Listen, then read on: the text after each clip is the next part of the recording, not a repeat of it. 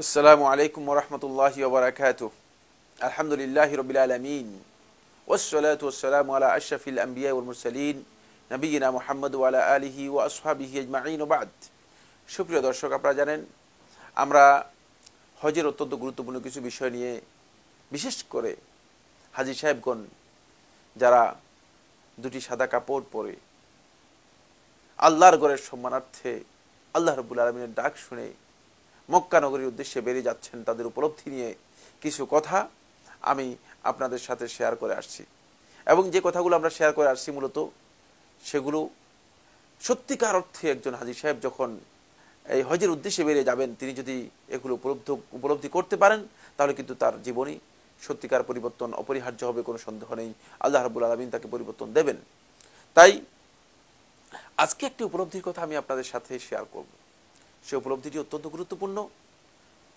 সুপ্রিয় দর্শক, আপনি এমন একটি নগরীতে যাচ্ছেন যেই নগরীতে আল্লাহ সুবহানাহু ওয়া তাআলা আমলের সওয়াবকে আল্লাহ রাব্বুল আলামিন বহু গুণে বৃদ্ধি করে দিয়েছেন।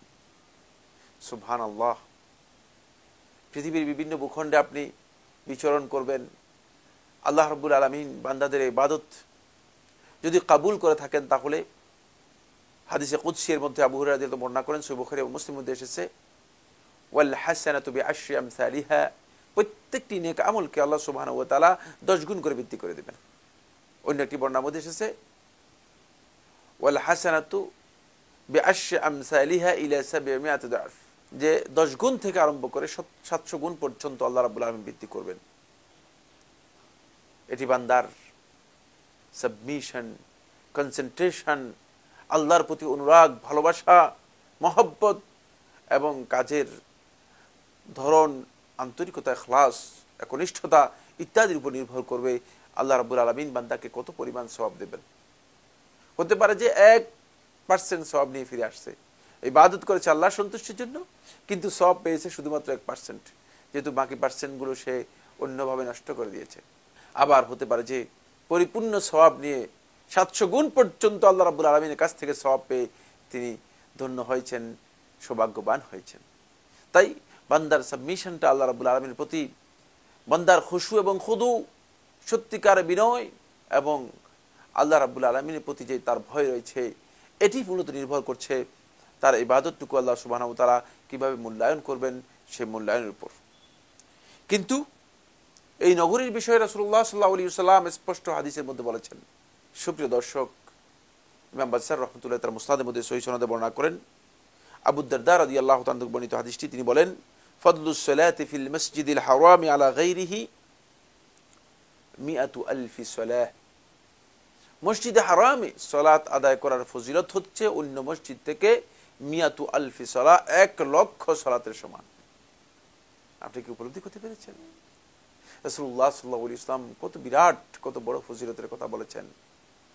আপনি এমন এক স্থানে যাচ্ছেন যেখানে যাওয়ার পরে আপনি সালাত আদায় করলে, এক ওয়াক্ত সালাত যদি আপনি, একটি সালাত যদি আপনি আদায় করে থাকেন, তাহলে সেটি হবে 1,00,000 সালাতের যে সওয়াব রয়েছে, 1,00,000 সালাতের সওয়াব হবে। একটু হিসাব করে দেখুন, তাহলে আপনার এটা উপলব্ধ হবে 1,00,000 সালাত বলতে কি বোঝায়। 1,00,000 সালাত হচ্ছে মূলত 55 বছর 6 মাস 20 দিন যদি কোনো ব্যক্তি সালাত আদায় করে থাকেন, 55 বছর 6 মাস 20 দিন কোনো ব্যক্তি যদি সালাত আদায় করে থাকেন, তাহলে 1,00,000 সালাত তিনি আদায় করতে পারবেন। তাহলে আপনি এই আল্লাহর ঘরের মধ্যে, মসজিদুল হারামের মধ্যে যদি 1 ওয়াক্ত সালাত আদায় করে থাকেন, তাহলে আপনি সেই ফজিলতটুকু পাবেন। সুপ্রিয় দর্শক, একটু উপলব্ধি করুন। কোনো ব্যক্তি আছে এমন যে 55 বছর তার জীবনই নেই, হায়াতও পাননি। আবার কেউ 55 বছর যদি হায়াত পেয়ে থাকেন, হতে পারে 20 বছর পর্যন্ত তিনি মানে এমনিই কাটিয়ে দিয়েছেন, সালাতই আদায় করেননি। হতে পারে 10 বছর তার জীবনের শুরুতে চলে গিয়েছে অপ্রাপ্ত বয়স্ক অবস্থায়, সেখানেও তিনি সত্যিকার অর্থে আল্লাহর ইবাদত করতে পারেননি, আল্লাহ রাব্বুল আলামিনের আনুগত্য করতে পারেননি। এটি একটি সালাতের কথা বললাম। এর সাথে কোনো ব্যক্তি যদি 5 ওয়াক্ত সালাত আল্লাহর ঘরে গিয়ে মসজিদুল হারামের মধ্যে তিনি পড়েন, তাহলে তিনি 200 বছর 9 মাস 10 দিন সালাত আদায় করার যে সম্মান মর্যাদা রয়েছে সেই মর্যাদা পাবেন। মানে 5 ওয়াক্ত সালাতের মর্যাদা হচ্ছে 200 বছর 9 মাস 10 দিন পর্যন্ত সালাত আদায় করলে যে মর্যাদা, সেই মর্যাদা পাবেন। তাই এটি কত মর্যাদাপূর্ণ বিষয়, কত মর্যাদার বিষয়। আপনি আল্লাহর ঘরে পৌঁছার আগেই, মসজিদে হারামে পৌঁছার আগেই আপনার অন্তর মধ্যে এই উপলব্ধি নিয়ে আসা দরকার যে আমি যাচ্ছি এমন এক স্থানে, যে স্থান থেকে সত্যিকার অর্থে আল্লাহ এবং তার রাসূল সাল্লাল্লাহু আলাইহি ওয়াসাল্লাম আমাদের জন্য যেই বেনিফিটের কথা বলেছেন, যে সুবিধার কথা বলেছেন, যেই সওয়াবের কথা বলেছেন, সেই সওয়াব যাতে করে আমরা সেখান থেকে নিতে পারি, সেখান থেকে কালেক্ট করতে পারি, সেই চেষ্টাটুকু আমাদের করতে হবে। কোনো ভাই অথবা বন্ধু যদি এই সওয়াবটুকু লাভ করতে চান, তাহলে তাকে আগে থেকেই পরিকল্পনা নিতে হবে। এত মর্যাদাপূর্ণ স্থানে আপনি যাচ্ছেন, যে স্থানে আপনার ইবাদতকে বহু গুণে, লক্ষ গুণে আল্লাহ রাব্বুল আলামিন বৃদ্ধি করে দেবেন। সুতরাং এর আগে আপনাকে কি উপলব্ধি করতে হবে না যে আপনি এমন স্থানে যাচ্ছেন, সেটা কিভাবে কাজে লাগাবেন। এই মর্মে রাসূলুল্লাহ সাল্লাল্লাহু আলাইহি ওয়াসাল্লাম আরেকটি হাদিসের মধ্যে এভাবে উল্লেখ করেছেন। এই হাদিসটি ইবনে হিব্বান রাহমাতুল্লাহ তার সহিহে বর্ণনা করেছেন, সলাতুন ফিল মসজিদিল হারামে আফদালু মিন সলাতিন ফি মসজিদি হাদা বিমিয়াতি সলা। যে আমার এই মসজিদের মধ্যে সলাত আদায় করার চেয়ে মসজিদে হারামে সলাত আদায় করার এটি ফজিলত হচ্ছে এই আফদালু মিন মসজিদি হাদা বিমিয়াতি সলা, মানে এটি 100 সলাতের বেশি ফজিলত রয়েছে আমার এই মসজিদে সলাতে আদায় করার চেয়ে। অর্থাৎ রাসূলুল্লাহ সাল্লাল্লাহু আলাইহি ওয়াসাল্লাম ইঙ্গিত দিয়েছেন যে আমার এই মসজিদে যদি কেউ সালাত আদায় করে থাকে, তাহলে শুধুমাত্র 1000 গুণ সওয়াব পাবে। কিন্তু যদি কেউ মসজিদে হারামের মধ্যে সালাত আদায় করে থাকে, তাহলে সেই ব্যক্তি মূলত 1,00,000 গুণ সওয়াব পাবে। তাহলে বোঝা গেল যে 100 গুণ কম আল্লাহ রাসূল সাল্লাল্লাহু আলাইহি ওয়াসাল্লাম মসজিদের মধ্যে সওয়াব পাবে। সুপ্রিয় দর্শকের মাধ্যমে আমি একটা উপলব্ধির কথা আপনাদেরকে শেয়ার করতে চাই। এটি এই জন্য যে আমাদের ভুলের কারণে, মিস্টেকের কারণে, আমরা এটাকে উপলব্ধি না করার কারণে অনেক সময় সত্যিকার সওয়াবের বিষয়টি থেকে আমরা বঞ্চিত হয়ে যাই, মাহরুম হয়ে যাই। অনেকে আমরা লক্ষ্য করে থাকি যে তিনি মনে করেন যে আল্লাহর ঘরের চেয়ে মূলত রাসূল সাল্লাল্লাহু আলাইহি ওয়াসাল্লামের মসজিদ অথবা রাসূল সাল্লাল্লাহু আলাইহি ওয়াসাল্লামের কবর সবচেয়ে মর্যাদাপূর্ণ। এটি একেবারেই বিভ্রান্ত, পথভ্রষ্ট একটি বক্তব্য। আল্লাহর ঘরের ফজিলতের বিষয়টি আল্লাহ রাব্বুল আলামিন সরাসরি জানিয়ে দিয়েছেন, এবং এর হারাম করার বিষয়টি আল্লাহ রাব্বুল আলামিনের পক্ষ থেকে সরাসরি নির্দেশনার মাধ্যমে আল্লাহ তাআলা করেছেন।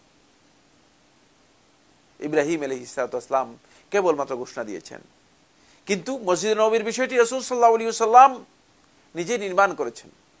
মসজিদ নববীর ফজিলত রয়েছে, ফজিলতের বিষয়টিও রাসূলুল্লাহ সাল্লাল্লাহু আলাইহি ওয়াসাল্লাম হাদিসের মধ্যে বলেছেন। সেই হাদিসের মধ্যে রাসূলুল্লাহ সাল্লাল্লাহু আলাইহি ওয়াসাল্লাম স্পষ্ট করে উল্লেখ করেছেন, সলাতুন ফি মসজিদি হাযা খায়রু মিন আলফি সালাহ ফিমা সাওয়াহু ইল্লা আল মসজিদুল হারাম। যে আমার এই মসজিদের মধ্যে যদি কেউ সালাত আদায় করে থাকে, সলাতুন ফি মসজিদি হাযা খায়রু মিন আলফি সালাহ, 1000 সালাতের চেয়ে উত্তম মসজিদে হারাম ব্যতীত। হাদিস ইমাম বুখারী রাহমাতুল্লাহ তার সহিহে বর্ণনা করেছেন। সুতরাং আল্লাহ রাসূল সাল্লাল্লাহু আলাইহি ওয়াসাল্লাম মসজিদেরও ফজিলত রয়েছে, কোনো সন্দেহ নেই। কিন্তু খেয়াল রাখতে হবে যে আপনি যখন কম্পারেটিভ তুলনা করবেন, তাহলে আল্লাহর ঘর যেটি আল হারাম, যেটি মসজিদুল হারাম, মসজিদে হারামের মর্যাদা অনেক বেশি, মসজিদে হারামের গুরুত্ব অনেক বেশি, মসজিদে হারামের ফজিলত অনেক বেশি। এই বিষয়টি অনেক লোক উপলব্ধি করতে পারে না। তারা অনেকে ধারণা করে থাকেন যে মনে হয় মসজিদে হারাম এর চেয়ে মসজিদে নবী সাল্লাল্লাহু আলাইহি ওয়াসাল্লামের মর্যাদা অনেক বেশি। এমনকি এমন ব্যক্তি রয়েছে এই বিভ্রান্ত পথভ্রষ্ট বক্তব্য দিচ্ছে যে রাসূলুল্লাহ সাল্লাল্লাহু আলাইহি ওয়াসাল্লামের কবরের যে মর্যাদা রয়েছে আল্লাহ রাব্বুল আলামিনের আরশের চেয়েও বেশি। নাউযুবিল্লাহি মিন যালিক। বন্ধু, আপনি আসলে বুঝতে পারেননি, এই কুল কায়নাত মাখলুকাত, গোটা সৃষ্টি জগৎ, এই পুরা সৃষ্টি জগতের স্রষ্টা খালিক সুবহানাহু ওয়া তাআলাকে আপনি মূল্যায়ন করতে পারেননি। আপনার ভুল হয়ে গিয়েছে, আপনি তাওহীদকে বুঝতে পারেননি, আপনার মধ্যে তাওহীদের বিভ্রান্তি রয়েছে। যিনি আমাদেরকে সৃষ্টি করেছেন তার মর্যাদা না দেওয়ার কারণে আপনি মনে করছেন যে আল্লাহ রাসূল সাল্লাল্লাহু আলাইহি ওয়াসাল্লামের কবরের মর্যাদা অনেক বেশি। কোনো সন্দেহ নেই, আল্লাহ রাসূল সাল্লাল্লাহু আলাইহি ওয়াসাল্লাম এর কবরের মর্যাদা রয়েছে। আল্লাহ রাসূল সাল্লাল্লাহু আলাইহি ওয়াসাল্লামের মর্যাদা যেভাবে রয়েছে, তেমনিভাবে আল্লাহ রাসূল সাল্লাল্লাহু আলাইহি ওয়াসাল্লাম কবরেরও মর্যাদা রয়েছে। কিন্তু সেটা কি আল্লাহ রাব্বুল আলামিনের আরশের চেয়ে বেশি? ডাহা মিথ্যা কথা, কোনোদিন হতে পারে না। অনুরূপভাবে মসজিদে নবী সাল্লাল্লাহু আলাইহি ওয়াসাল্লাম, নবী সাল্লাল্লাহু আলাইহি ওয়াসাল্লামের মসজিদের মর্যাদা, এটাকে আপনি কিভাবে বিবেচনা করছেন? নবী সাল্লাল্লাহু আলাইহি ওয়াসাল্লামের মসজিদের মর্যাদা আল্লাহ রাব্বুল আলামিনের মসজিদ অথবা মসজিদুল হারামের মর্যাদার চেয়ে অনেক, শুধু 1 গুণ 2 গুণ 3 গুণ 5 গুণ নয়, 100 গুণ কম। তাই এটা আমাদেরকে উপলব্ধি করতে হবে। সেক্ষেত্রে যদি আমি বিভ্রান্ত হয়ে যাই, পথভ্রষ্ট হয়ে যাই, অনেককে দেখা যায় যে মসজিদে হারামে যাওয়ার পরে তিনি গুরুত্ব দিচ্ছেন না, কিন্তু তিনি মনে করেন যে আমি মদিনার উদ্দেশ্যে আসছি, আমি শুধুমাত্র মদিনাকেই গুরুত্ব দেব। যদি এই ভুল আপনার থেকে যায়, এই উপলব্ধির মধ্যে যদি ভুল থেকে যায়, তাহলে আপনি আপনার ইবাদতের যে বেনিফিট নেওয়ার কথা ছিল, ইবাদতের মাধ্যমে যেভাবে উপকৃত হওয়ার কথা ছিল, যেভাবে আল্লাহর ঘরে মসজিদে হারামে গিয়ে আপনি সওয়াব লাভ করার কথা ছিল, সেটি আপনি লাভ করতে পারবেন না। বন্ধুগণের জন্য আমরা অনেককে দেখি তিনি মসজিদে হারামে কম সময় দেন, তিনি মদিনায় চলে যান এবং মদিনায় সময় দেন। তিনি মনে করেন যে মদিনার মর্যাদা বেশি, এবং আমাদের আবেগ মূলত এর সাথে জড়িত হওয়ার কারণে আমরা অনেকেই মনে করে থাকি যে মদিনার মর্যাদা আপনি কম দিচ্ছেন কেন। আসল ব্যাপারটি এমন নয়। কারণ যখন আপনি মসজিদে হারামের সাথে মসজিদে নববীকে তুলনা করবেন, তখন আপনাকে অবশ্যই মসজিদে হারামের যে মর্যাদা রয়েছে সেটা আপনাকে উপলব্ধি করতে হবে এবং সেই মর্যাদা মসজিদে হারামকে দিতে হবে। আসুন প্রিয় দর্শক, আজকে আর আলোচনা নয়, এই বিষয়টি আমরা উপলব্ধি করি। যদি উপলব্ধি করতে পারি, তাহলে আমি আমার সালাতের মধ্যে, আমি আমার ইবাদতের মধ্যে সত্যিকারভাবে উপকৃত হতে পারবো এবং আমার আমলকে সেভাবে আমি সাজাতে পারবো, যাতে করে আমি মসজিদে হারাম থেকে সবচেয়ে বেশি বেনিফিট, সবচেয়ে বেশি ফায়দা উঠাতে পারি, সবচেয়ে বেশি ফায়দা লাভ করতে পারি। আল্লাহ সুবহানাহু ওয়া তাআলা আমাদের সবাই কবুল করুন, আপনাদের হজকে আল্লাহ সুবহানাহু ওয়া তাআলা কবুল করুন। হাযা ওয়া আখিরু দাওয়ানা আলহামদুলিল্লাহি রাব্বিল আলামিন। আল্লাহু আল্লাহু ইয়া রাব্বি ইয়া আল্লাহ, আল্লাহু ইয়া রাব্বি ইয়া আল্লাহ। লা ইলাহা ইল্লাল্লাহ, লা ইলাহা ইল্লাল্লাহ, লা ইলাহা ইল্লাল্লাহ, মুহাম্মাদুর রাসূলুল্লাহ।